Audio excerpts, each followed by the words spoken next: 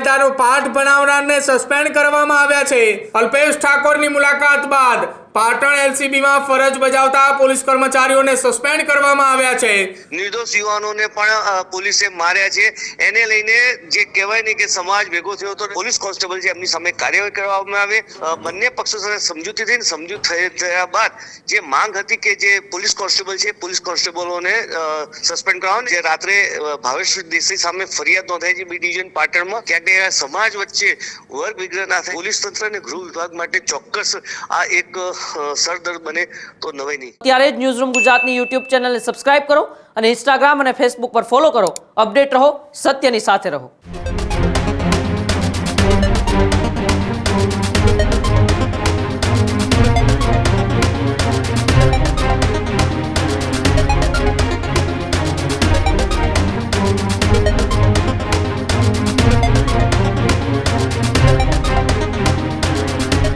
પાટણના જિલ્લાની અંદર બનેલી ફાર્મ હાઉસ પર પોલીસ પર હુમલાની ઘટના બાદ હવે પોલીસ સામે જ કાર્યવાહી થઈ રહી છે। પાટણની ઘટનામાં સરઘસ જે કાઢવામાં આવ્યો હતો, જિલ્લા ફાર્મ હાઉસ પર હુમલાની એ ઘટનાનો આખો એ મામલો જિલ્લા ફાર્મ હાઉસ પર એ પાટણ પોલીસ પર જે હુમલાની ઘટના બનવામાં આવી હતી, એ હુમલાની ઘટનામાં આરોપીઓનો વરઘોડો કાઢનાર જે છે તે પોલીસ એટલે કે કાયદાનો પાઠ ભણાવનારને સસ્પેન્ડ કરવામાં આવ્યા છે। પાટણ જિલ્લા પોલીસ વડાએ 4 જેટલા પોલીસ કોન્સ્ટેબલને સસ્પેન્ડ કર્યા છે। અલ્પેશ ઠાકોરની મુલાકાત બાદ પાટણ એલસીબીમાં ફરજ બજાવતા પોલીસ કર્મચારીઓને સસ્પેન્ડ કરવામાં આવ્યા છે। કુલદીપ લક્ષ્મીદાસ, કિરણ ભલાભાઈ કે જેમને સસ્પેન્ડ કરવામાં આવ્યા છે, સાથે જ અતુલ બળદેવભાઈ અને હસમુખ અમરાભાઈને પણ પાટણ જિલ્લા પોલીસ વડાએ સસ્પેન્ડ કર્યા છે। જિલ્લા પોલીસ વડાની સાથે અલ્પેશ ઠાકોર સહિતના ઠાકોર સમાજના આગેવાનોની એક બેઠક હતી।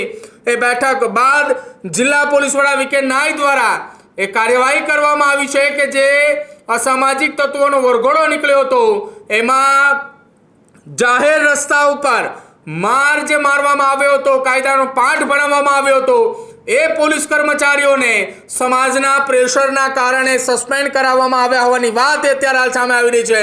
અને સંવાદદાતા પાર્થો પંડ્યા મારી સાથે જોડાય છે। પાર્થો, પાટણની અંદર જિલ્લા કાંડ બાદ જે પોલીસે કાયદાનો પાઠ ભણાવ્યો હતો એ જ પોલીસની સામે કાર્યવાહી કરવામાં આવી છે। જે ચોક્કસ જે રીતે ક્ષત્રિય ઠાકોર સમાજના જે એક વખત મીટિંગ ભરાઈ હતી ને એમાં જે ચાસમા ખાતે સરઘસ કાઢવામાં આવ્યું હતું, એમાં એવું કહેવામાં આવતું કે કેટલાક નિર્દોષ યુવાનોને પણ પોલીસે માર્યા છે।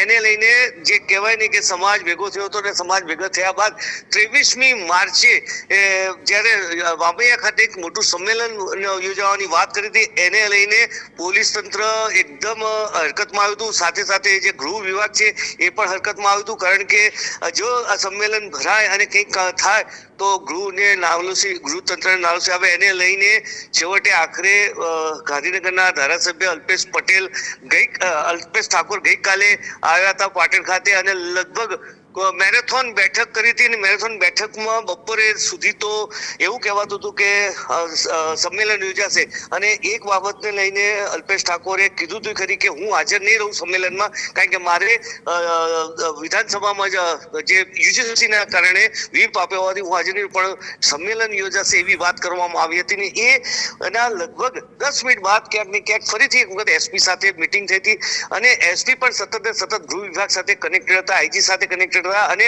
વાર્તાલાપ ચાલતો હતો કે શું કરવું છે। અને આખરે જે રીતે આ લોકો ક્ષત્રિય સમાજના આગેવાનોની માંગ હતી કે જે 4 જેટલા જે પોલીસ કોન્સ્ટેબલ છે એમની સામે કાર્યવાહી કરવામાં આવે, સાથે સાથે જે નિર્દોષ છે એ લોકોની સામે પણ ક્યાંક માનવતાનું વલણ થાય। આમ અનેક ચર્ચાઓના અંતે આખરે બંને પક્ષો સાથે સમજૂતી થઈને સમજૂત થયા બાદ જે માંગ હતી કે જે પોલીસ કોન્સ્ટેબલ છે પોલીસ કોન્સ્ટેબલોને સસ્પેન્ડ કરવાનું, એને લઈને જે પાટણના એસપીએ ભારે એ 4 જે પોલીસ કોન્સ્ટેબલ એમને સસ્પેન્ડ કર્યા। ત્યારબાદ મામલો અત્યારે હાલ થાળે પડ્યો છે, પરંતુ જે વાત કરવામાં આવે કે જિલ્લા ખાતેનું જે ફાર્મ હાઉસ હતું અત્યારે બિલકુલ કહેવાય ને કે ધ્વસ્ત થઈ ગયું છે, અને હવે આ મુદ્દો અત્યારે હાલ કહેવાય ને કે કેવી થાય, કારણ કે ગઈકાલે જે રાત્રે ભાવેશ દેસાઈ સામે ફરિયાદ નોંધાઈ છે બી ડિવિઝન પાટણમાં કે એમાં એવું કહેવામાં આવ્યું છે કે એમના ઉપર હુમલો થયો છે.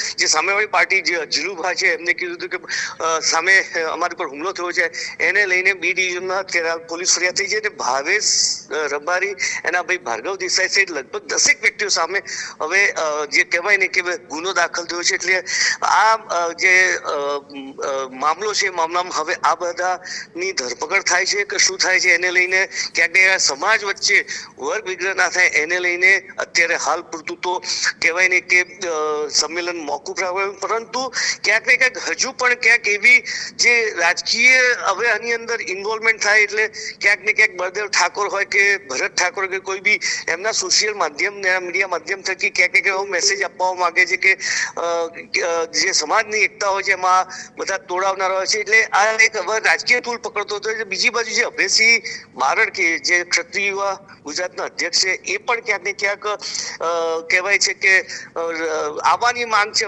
સંમેલન નહીં કરે કે એની કોઈ નહીં પરંતુ એ વામૈયા 23મી માર્ચે આવવાની છે. આમ અનેક શંકાઓ કુશંકાઓ સાથેનું અત્યારે હાલ વાતાવરણ જે રીતે સર્જાયું છે એને લઈને પોલીસ તંત્ર અને ગૃહ વિભાગ માટે ચોક્કસ આ એક સરદર્દ બને તો નવાઈ નહીં. આ જ પ્રકારની તમામ અપડેટ જોવા માટે ન્યૂઝરૂમ ગુજરાતને લાઇક, શેર અને સબસ્ક્રાઇબ કરવાનું ભૂલતા નહીં.